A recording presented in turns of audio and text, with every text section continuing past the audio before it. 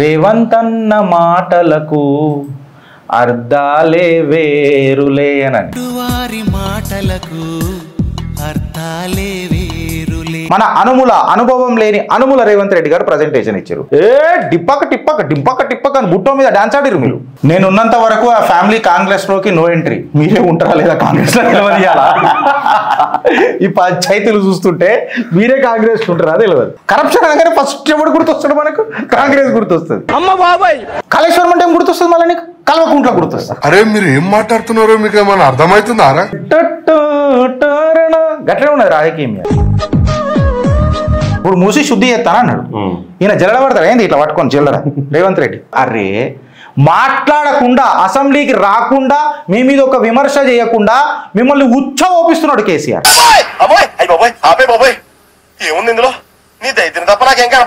ఏదో వేద్దామని అనుకున్నాడు రేవంత్ రెడ్డి గారు, ఏదో అయిపోయింది.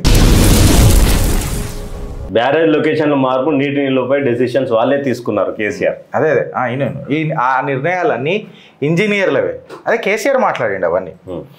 అయితే ఒకటి గుర్తుపెట్టుకోవాల్సింది ఏందని అంటే, నమస్తే తెలంగాణ పెట్టు, కాళేశ్వరం అనేది పూరగాల ప్రాజెక్ట్ కాదు. అది world's biggest multi stage lift irrigation project. అది తెలంగాణ ఏదైతే ఊపిరి పోసుకుంది చూడు, నీళ్లు, నియామకాలు, నిధులు, అందులో నీళ్లకు పెద్దపీట వేసిన ప్రాజెక్ట్ ఏంది అని అంటే కాళేశ్వరం. హిందీలో మనం మాట్లాడుకోవాలి అని అంటే, తెలంగాణ ఏదైతే ఊపిరి పోసుకున్న చూడు, తెలంగాణ ఏదైతే ఊపిరి పోసుకున్న చూడు ఫ్రెండ్స్, ఆ ఊపిరి ఏడికైనా పోసుకున్నది అని చెప్పి మనం మాట్లాడితే పానీ, పెహచాన్ ఆర్ హక్. ఓన్లీ మనము నీళ్ళ గురించి మాట్లాడాలంటే నీళ్ళు అని చెప్పి మనం మాట్లాడతాం కదా, పానీ అని అంటాం కదా. అది పానీ అని అనేది మన పెహచాన్ అయిపోయింది అని అంటే మన పరిచయం అయిపోయింది. నీళ్ళు అనేటివి మన పరిచయం అయిపోయినాయి. ఆ పరిచయం ఒక హక్కులా మారింది. ఆడికేని తెలంగాణ ఉద్యమం ఊపిరి పోసుకున్నది. కరెక్ట్గా మాట్లాడితే నీళ్ళు అనేది కేవలం ఒక జీవనం కాదు, అది మన గౌరవం అయిపోయింది. తెలంగాణకు సంబంధించి నీళ్ళు అనేటివి కేవలం ఒక జీవనం కాదు ఫ్రెండ్స్. నేను రెండు సార్లు ఎందుకు చెప్తున్నానంటే, ఇది మన తెలంగాణ, ఇది మన తెలంగాణ. ఈ తెలంగాణ దగ్గరకు వచ్చినప్పుడు కేవలం ఒక జీవనం కాలే, ఇది మనకు గౌరవం అయిపోయింది. ఆ నీళ్ళే మన గర్వమైంది. ఆ గర్వమైన నీళ్ళ గురించే మన పోరాటం ఒక గర్జన అయింది. గోదావరి మీద ఒక ప్రాజెక్ట్ కట్టడం అంటే మజాక్ కాదు. గోదావరి బేసన్ అనేది 7th biggest river basin in India. 6,27,900 acre ఫీట్లల్లా 280 TMC వాటర్ స్టోర్ చేసే కెపాసిటీ ఉన్నది. మళ్ళీ 70 సంవత్సరాల కాంగ్రెస్ రూల్లల్లా ఎప్పుడన్నా ఈ వాటర్ని యూటిలైజ్ చేసే సత్తా కాంగ్రెస్ చేసిందా? అట్లీస్ట్ చేద్దామననే ఆలోచన కాంగ్రెస్కి వచ్చిందా? సరే చేద్దామన్న ఆలోచన వచ్చిన వేరియస్ క్లియరెన్సెస్ ఉండే, ఎన్విరాన్మెంటల్ క్లియరెన్సెస్. ఎందుకంటే ఈ కాళేశ్వర ఏదైతే నీళ్ళది ఇప్పుడు దారి ఉన్నదో, నేను పెద్ద ఇరిగేషన్ ఎక్స్పర్ట్ని కాదు, అందుకే నా లాంగ్వేజ్ కొంచెం అట్లా ఉండకపోవచ్చు, బట్ మీకు అర్థమవుతుందని నేను అనుకుంటున్నా. ఏదైతే ఈ నీళ్ళ దారి ఉండేనో ఇది పెద్ద ఏమంటారు దాన్ని, అడవులకైనా పోతుండే, డీప్ ఫారెస్ట్లకైనా పోతుండే. దానికి చాలా ఎన్విరాన్మెంటల్ క్లియరెన్సెస్ కావాల్సి వచ్చినుండే ఈ డెన్స్ ఫారెస్ట్ క్లియరెన్సెస్ చేయడానికి. అయితే ఇది ఒక ఛాలెంజ్ క్రియేట్ చేసింది యావత్ భారతదేశానికి, నిపుణులకు.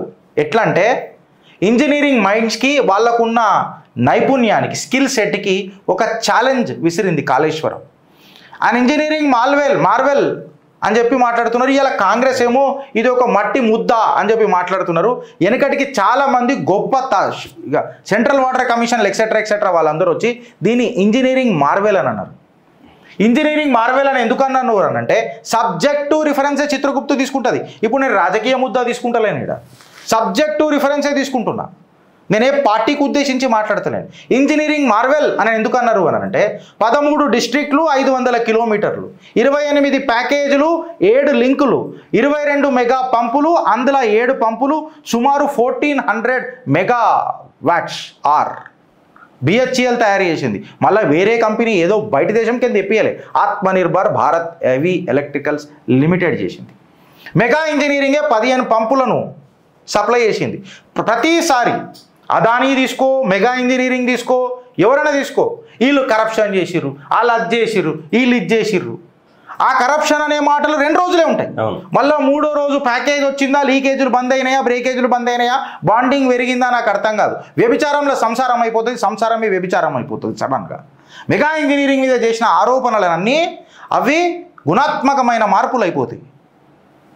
సో నేనేమంటున్నానంటే let's respect the engineering department of mega.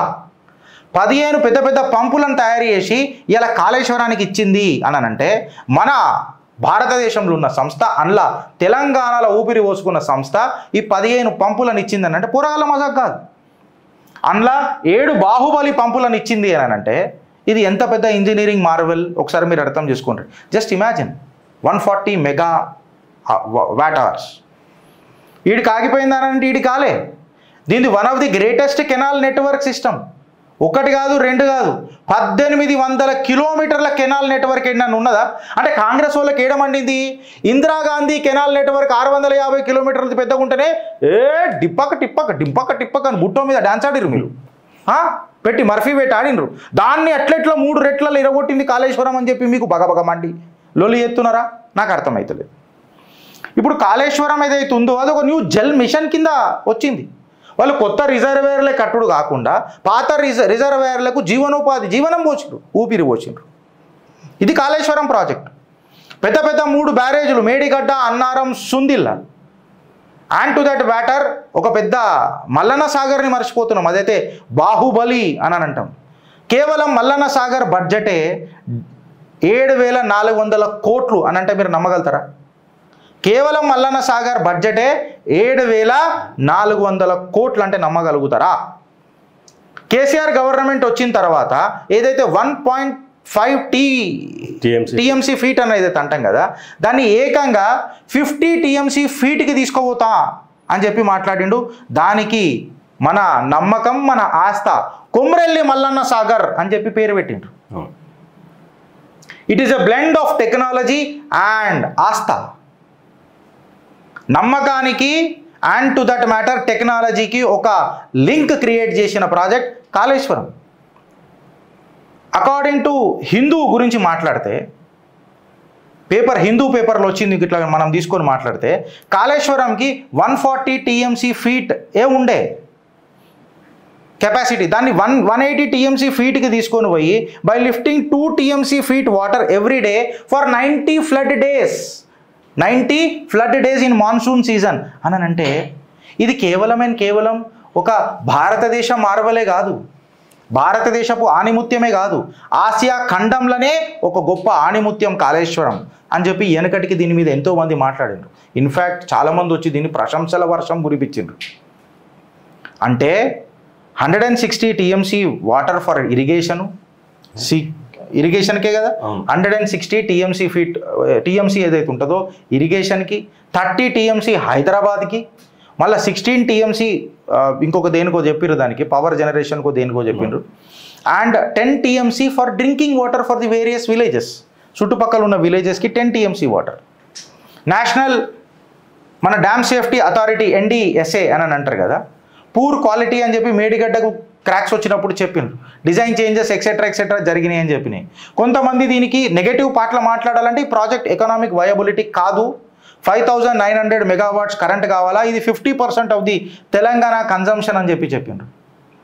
Monsoon season వస్తే 2 నెలలకు ఫుల్ కెపాసిటీలకు ఇట్లా ఈ కాళేశ్వరం పంపులు నడిపినా సుమారు 849 కోట్ల యూనిట్లు కాలుతుంది. అగర్ 849 కోట్ల యూనిట్లు కాలితే ₹8 పర్ యూనిట్ వేసుకున్నా 7,000 కోట్ల కరెంటు బిల్ అవుతుంది అని చెప్పి చెప్పిండ్రు. అంటే సుమారు 15 లక్షల ఎకరాలకు ఎలక్ట్రిసిటీ పర్ ఏకర్ వచ్చేస్తే 46,666 అని చెప్పి చెప్తున్నారు. మళ్ళీ ఇది వయబులా అని చెప్పి మాట్లాడి ఇది కేవలం ఎలక్ట్రిసిటీ బిల్లే, మళ్ళీ దానికి ఎక్సెట్రా కొన్ని ఖర్చులు పెడితే అది సుమారు 80-90 వేల దాకా పోతుంది. మళ్ళీ రైతుకు వచ్చే ఆదాయం మాత్రం 45,000 ఉంటుంది. మళ్ళీ ఈ ఖర్చు 90,000 అవుతుంటే ఇది ఎట్లా అని చెప్పి మాట్లాడుతున్నారు.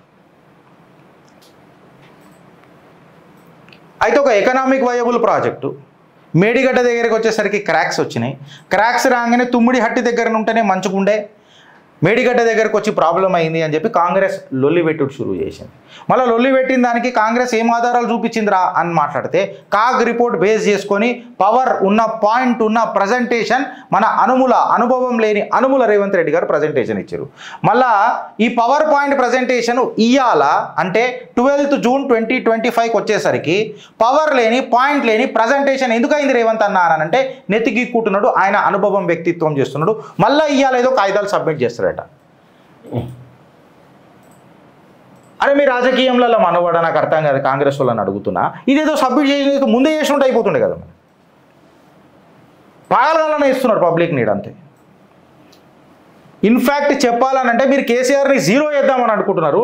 మీరు కేసీఆర్ని జీరో చేద్దామని అనుకున్నప్పుడల్లా కేసీఆర్ హీరో. అరే మాట్లాడకుండా అసెంబ్లీకి రాకుండా మీ మీద ఒక విమర్శ చేయకుండా మిమ్మల్ని ఓపిస్తున్నాడు కేసీఆర్ కాంగ్రెస్ వాళ్ళని. మాట్లాడకుండా నేను మాట్లాడితే ఏంది మాట్లాడకుంటే ఏంది, శైతాన్ గంతే. దరిద్రుడు లెక్కనే ఉంటాడు. ఇంకేముంటుంది, నేను మాట్లాడేందుకు నోరు బద్నాం చేసుకోవాలా? అనుభవం లేనివాడిని ముఖ్యమంత్రిని చేస్తే ఎట్లుంటుంది అనేది ప్రజలు నేర్చుకుంటారు. ప్రజాపాలన కాదు ఇది, కుటుంబ పాలన అని చెప్తున్నారు. ఇవాళ ఎవరు కుటుంబం పెంచి పోషిస్తున్నారు తెలంగాణలో? కుటుంబ పాలన అని చెప్పి వచ్చిన తర్వాత ఇవాళ ఏడికైనా సెటిల్మెంట్లు అవుతున్నాయి. వెనకటికి కూడా ఒక రైతు ఆత్మహత్య చేసుకున్నప్పుడు ఆయన కుటుంబీకుల పేరు చెప్పే చచ్చిపోయారు. నాకు తెలిసి కేసీఆర్ కుటుంబ పాలన అని చెప్పారు కానీ ఆయన కుటుంబం పేరు చెప్పుకుని కూడా ఆత్మహత్య చేసుకుంది. ఏదైనా ఉంటే చూపెట్టరు. మళ్ళీ ఇవాళ తెలంగాణలో దరిద్రం దండయాత్ర చేసింది. చలో కేసీఆర్ పరిపాలన దరిద్రం అనుకుందాం. మీరు అన్నారు కదా, మేము కూడా అనుకున్నాం కదా, దరిద్రం అనుకుందాం.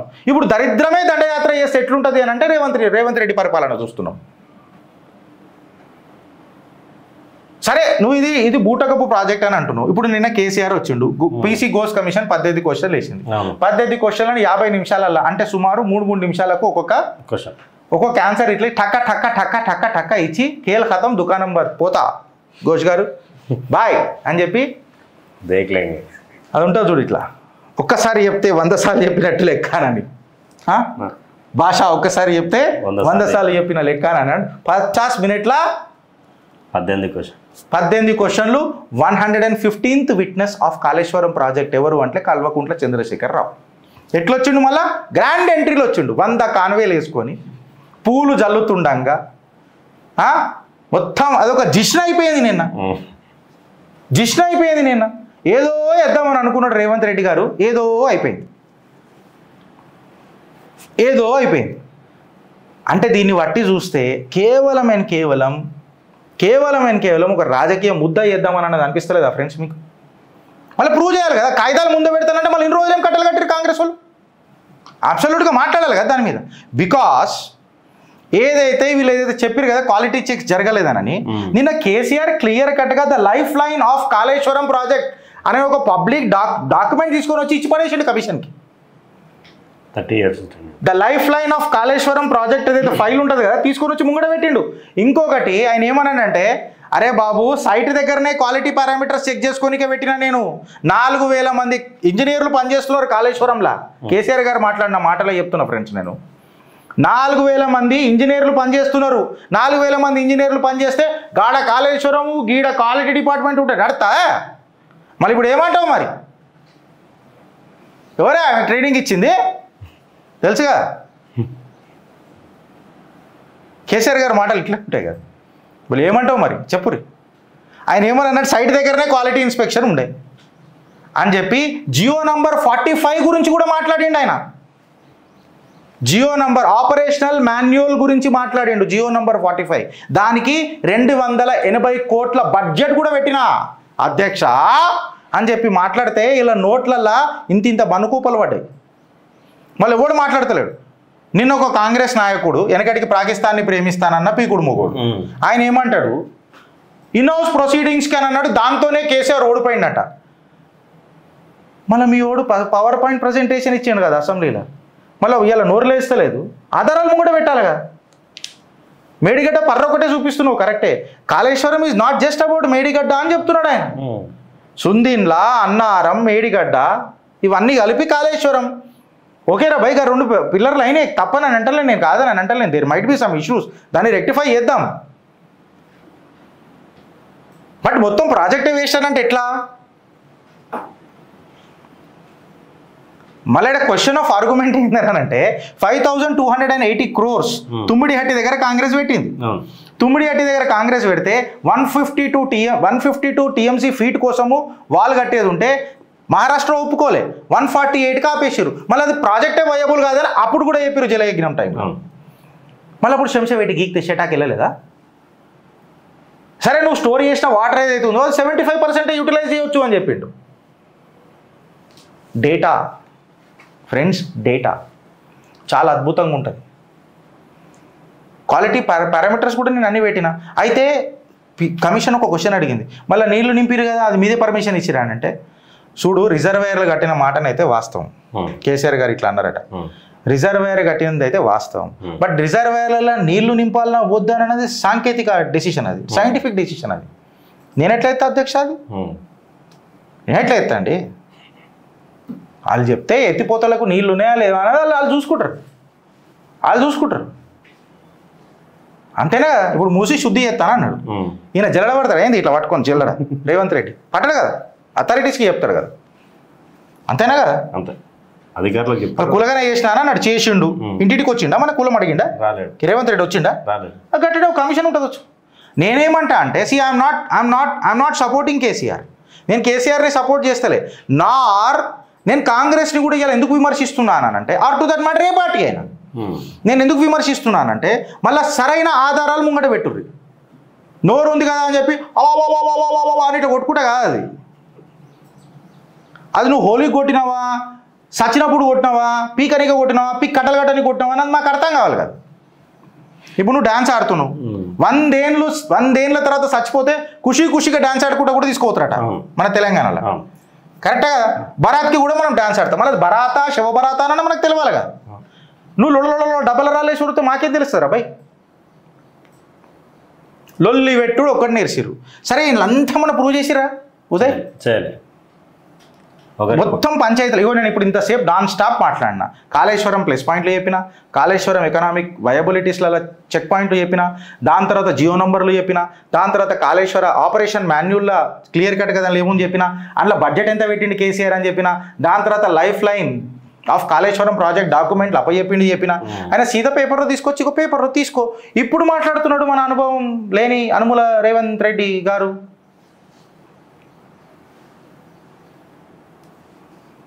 ఏంది ఇది? కాంగ్రెస్ వాళ్ళకు ఒక పాట గుర్తొచ్చింది నాకు, డెడికేట్ చేస్తున్నా. Take it easy Urvashi, light తీసుకోరు. ఇంకొక ఎంబారెస్మెంట్ మీకు తగిలింది. నిన్న ఫస్ట్ టైం నేను ఒకటి టీవీలలో లైవ్ చూస్తున్నా, బీఆర్కే భవన్కి కేసీఆర్ వచ్చినప్పుడు. కేటీఆర్ ఒక మాట అన్నాడు ఆయన, నిజంగా ఆయన ఏం మాట్లాడిండు అని అనేది అన్ని పక్కకు పెడితే ఈ మాట మాత్రం రేవంత్ రెడ్డి నిజంగా స్పందించాలి ఈ టాపిక్ మీద. ఏం తెలుసా, ఇలా నేను మాట్లాడు కాదు, కేసీఆర్ గారు వచ్చి మాట్లాడు కాదు, రేవంత్ రెడ్డి గారికి పిల్లనిచ్చిన మామ ఈ ప్రాజెక్ట్ ఖర్చే 74,000 కోట్లు అయితే 1,00,000 కోట్ల అవినీతి అయితే అని ఎట్లా మాట్లాడతారు అని చెప్తే, ఇవాళ నిఘా పక్కా చేసుకోవాలి రేవంత్ రెడ్డి గారు తన కుటుంబీకులతోనే అని చెప్పి కేటీఆర్ ఒక మాట్లాడినాడు. I stand corrected if my నేను కరెక్టే ఇన్నానా లేదా అని ఒకసారి మళ్ళీ నిఘా పక్కా చేసుకుంటా ఒకసారి మళ్ళీ అలా రేవంత్ రెడ్డి గారికి ఇల్లు గెలిచి రచ్చ గెలవాలి. వెనుకటికి కాళేశ్వరం మీద టాపిక్లా అసెంబ్లీలో చర్చ అంటే మేము ప్రిపేర్ అయ్యి రాలేనంటే మళ్ళీ పీకనికి వస్తారు అసెంబ్లీ కానీ కేసీఆర్ అన్నాడు. కరెక్టా కదా? అంటే ఇలా తెలంగాణ ప్రజలకు కేసీఆర్ క్లియర్ కట్గా చెప్తున్నాడు. అంటే ఒకటి నాకు అర్థమైంది ఏంది తెలుసా, ఈ మొత్తం పంచాయతీలా నువ్వు అసెంబ్లీకి వస్తలేవు చర్చిద్దాందా, నువ్వు అరే నీ చర్చల డేటాలే లేదురా భయ్, నేను వచ్చేం చేయాలా, నా టైం ఎందుకు వేస్ట్ చేసుకోవాలా? అసలు కేసీఆర్ ఎట్లా టైం స్పెండ్ చేస్తాడు అనే దాని మీద ఒక బుక్ రాయొచ్చు. నిజంగా సీరియస్గా చెప్తున్నాను. ఆయన సైలెన్స్ చాలా వైలెంట్. నువ్వు ఏ డేటాలే కూడా మాట్లాడుతున్నావు, ఫాల్తు డేటా మాట్లాడుతున్నావు. ఈ డేటాని మళ్ళీ చర్చించడానికి నేను అసెంబ్లీకి రావాలా? సబ్జెక్ట్ ఉంటే చెప్పు, వస్తా. 11కు వస్తానన్నాడు, కాన్వే వేసుకునే వచ్చిండు. మీ కళ్ళలో మట్టి కొట్టిపాయ, మీ కళ్ళలో కాకులు ఓడవా అని చెప్పి పాయ. రేవంత్ అన్న మౌనం అర్ధంగీకారం, అంతేనా కదా? ఇక ఇట్లాంటి మాటలు మాట్లాడితే అందరూ ఒక కొత్త సినిమా తీస్తారే నీ మీద. రేవంత్ అన్న మాటలకు అర్థాలే వేరులే అని, అంతే కదా. రేవంత్ అన్న మాటలకు అర్థాలే వేరులే అని. వీళ్ళిద్దరు సంభాషణ ఎట్లుంది తెలుసా? ఖుషి సినిమాలో భూమిక ఇంకా పవన్ కళ్యాణ్ ఒక సన్నివేశం ఉంటుంది.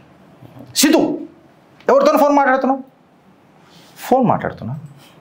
అదే ఎవరితో అనంటే గీత. గీత ఎవరు? గీత అమ్మ. అమ్మ అమ్మను గీత అని పిలవడం, నాన్నని పేరు పెట్టి పిలవడం నాకు అలవాటుగా. గీత గీత అమ్మ అమ్మ గీత అమ్మ గీత అమ్మ అమ్మ అనగానే బ్యాక్గ్రౌండ్ మ్యూజిక్ వస్తుంది అని వస్తుంది. గిట్లనే ఉన్నది కథ. Kaleshwaram corruption, corruption Kaleshwaram. Corruption ఎవరు సినారీ అంటే కాంగ్రెస్. కరప్షన్ అనగానే ఫస్ట్ ఎవడు గుర్తొస్తాడు మనకు? కాంగ్రెస్ గుర్తొస్తుంది. Corruption corruption Congress Congress. కాళేశ్వరం కాళేశ్వరం కాళేశ్వరం అంటే ఏం గుర్తొస్తుంది మళ్ళీ నీకు? కల్వకుంట్ల గుర్తొస్తుంది. కల్వకుంట్ల. ఈ కాకాలనే ఎంత కహాని ఉన్నదో చూడు రియ మీరు. బ్యాక్గ్రౌండ్ మ్యూజిక్ ఈజ్ ఉదయ్ నువ్వు గట్లనే ఉన్నది రాజకీయం. ఏదైనా ప్రూవ్ చేయగలిగినావా రేవంత్ అన్న? కేసీఆర్ చెప్పినట్టే ఆయన చేస్తున్నాడు. వాళ్ళిద్దరూ ఒకటే. ప్రూవ్ చేయి కదా రేవంత్ అన్న. అమ్మ తోడు నీ మీద ఒట్టు, నీ మీద ఒట్టేసి చెప్తున్నా. నువ్వు ప్రూవ్ చేయి, నేను నీ పక్కన నిలబడతా, నిన్నే గెలిపిస్తా. ఏదో లొడలొడలో డబ్బల రాలేసి తిప్పుడు ఆడనికి రాక పాత గజ్జలని అంటారు. నేను ఉన్నంత వరకు ఆ ఫ్యామిలీ కాంగ్రెస్లోకి నో ఎంట్రీ. మీరే ఉంటారా లేదా కాంగ్రెస్లో తెలియదు. ఈ పంచాయతీలు చూస్తుంటే మీరే కాంగ్రెస్ ఉంటారా తెలియదు అన్న. మేము విమర్శ చేస్తలేమా నాన్న, నీకు చెప్తున్నావు. నిన్ను పొగడతలు బాగా అలవాటైపోయినాయి నీకు సంవత్సరంన్నరలో. నువ్వు గ్రౌండ్కి రా, హకీకత్కి రా. హకీకత్కి వస్తేనే నీకు తెలుస్తుంది ప్రజల హక్కులేంది, హక్కుల గురించి ప్రజలు ఏడదాకా పోతారు అన్నాడు. రాష్ట్రాన్ని తెచ్చుకున్నాం. రేవంత్ రెడ్డిని పోగొట్టుకున్నాడు పెద్ద లెక్క కాదు తెలంగాణ. రేవంత్ రెడ్డిని తెచ్చుకున్నాం. రేవంత్ రెడ్డితో అనుబంధం తెంచుకోవడం పెద్ద విషయం కాదు తెలంగాణకు. జై తెలంగాణ అని చెప్పి టేల్ లగాకే జానా అని చెప్తే ఇక్కడ తెలంగాణ ప్రజలు కూసోరు. ఇక దాని తర్వాత మీ ఇష్టం రేవంత్ అన్న.